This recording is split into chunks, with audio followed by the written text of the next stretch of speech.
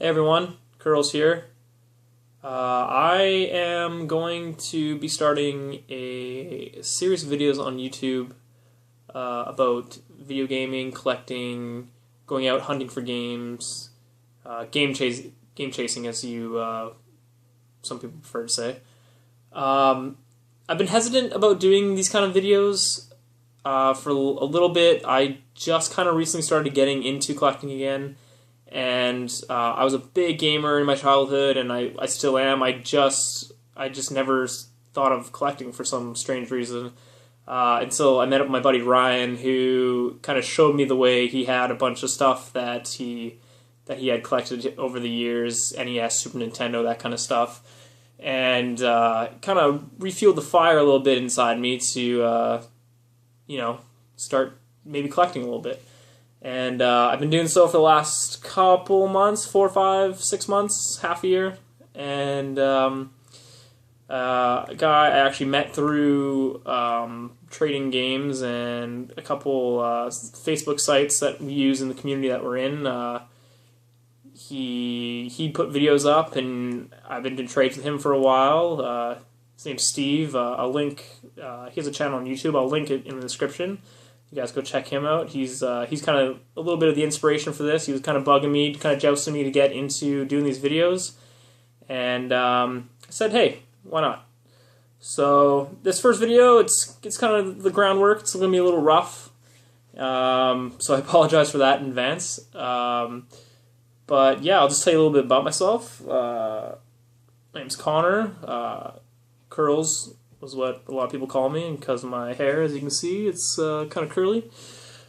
And yeah, I've been my first system was an N64. That was my first console.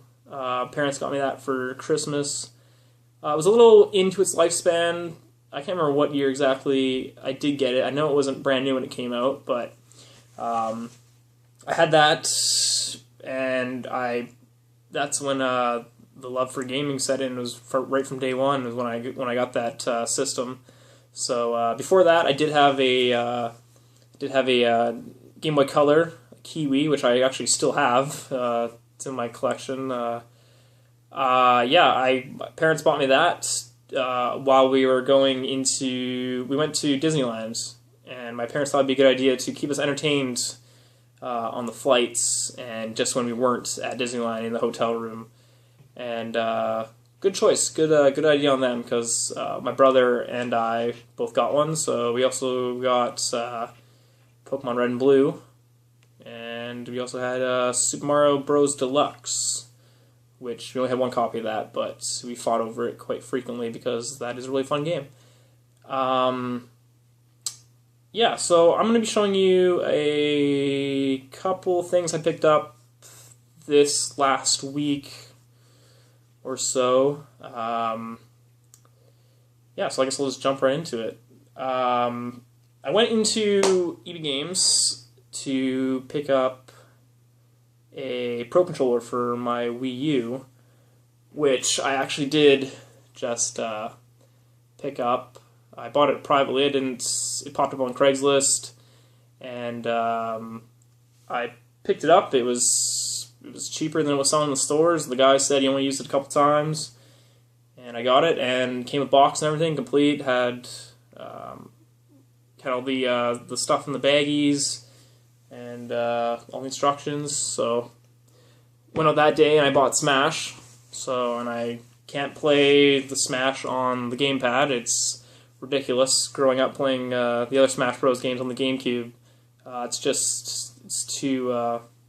wonky. The controls it's not as precise. So, and when the GameCube controller adapter came out for the Wii U, I didn't own a Wii U, so I didn't go out and pre-order it. So, the Wii U Pro Controller is the closest thing to it that I personally, basically that's the closest thing to it.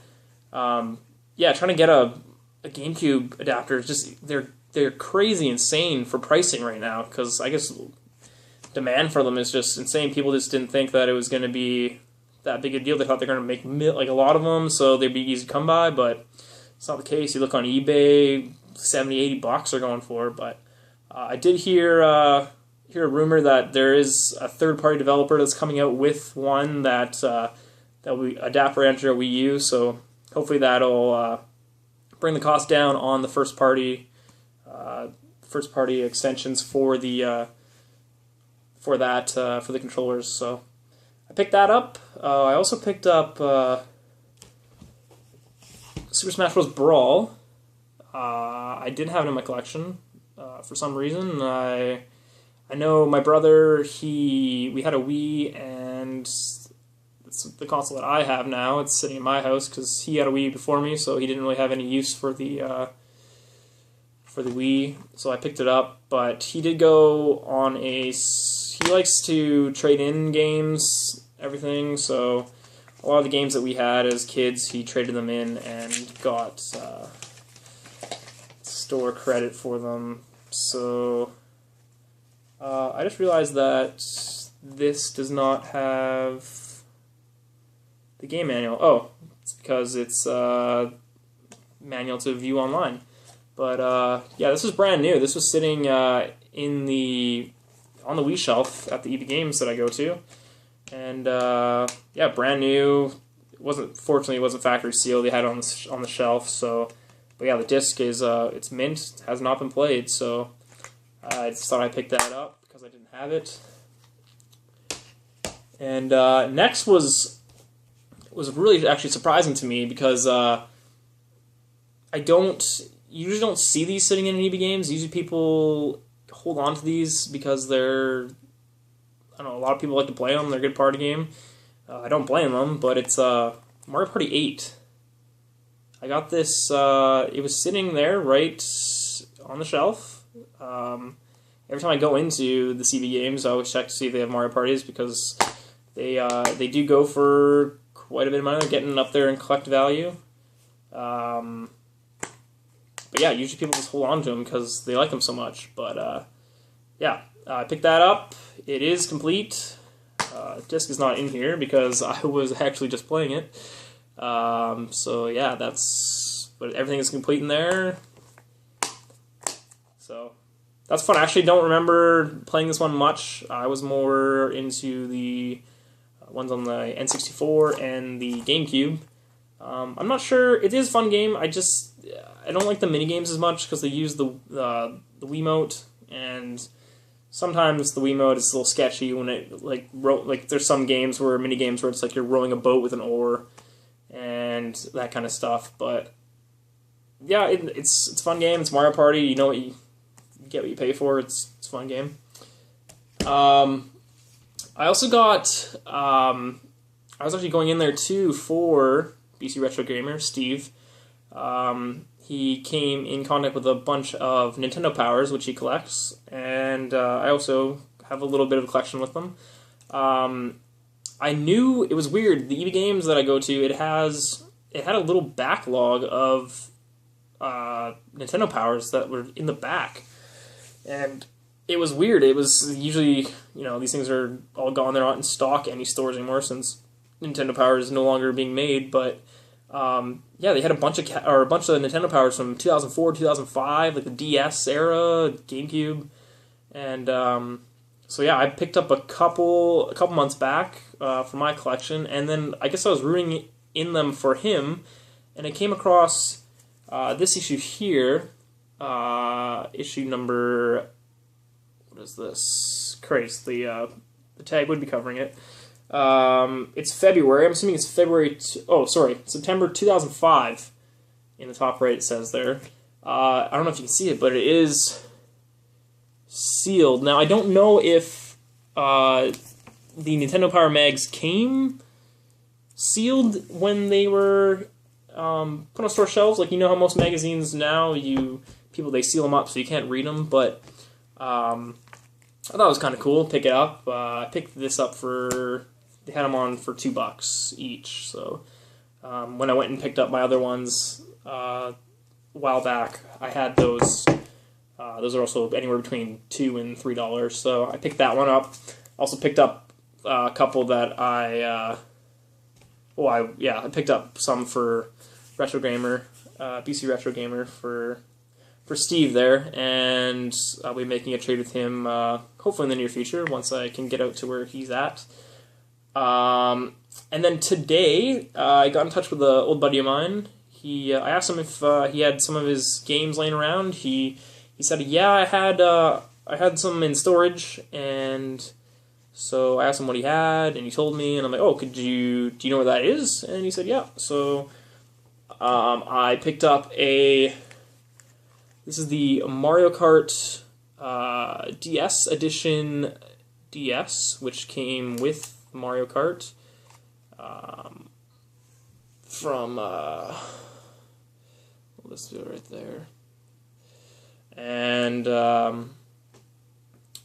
yeah, I did that. And, yeah, it's in really good shape. I'm surprised he still had it.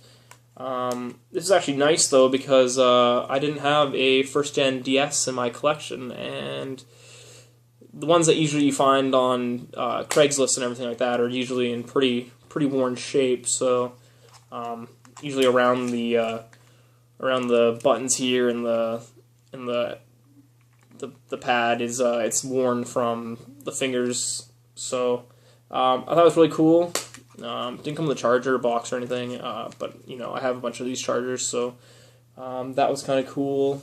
And yeah, and a loose copy of Mario Kart that came with it. Got that a good deal from a buddy. Got it for $20, so I'm pretty happy with that. I also he sold his 3DS that he had, his XL, to my girlfriend, and at the time it was just he gave her a bunch of games with it and everything that are now in my collection. And at the time he didn't have the box or anything, and out of the blue I just asked him, like, do you happen to still have that box kicking around? Because that'd be really nice to have. And so he kicked around some stuff, and he did find it. So I do have a box now for the blue 3DS XL that I have. Everything's in here: the manuals, the plastic wrap, everything, even the AR cards. So that's nice to have. And yeah, so I think that's all that I have to show you guys right now.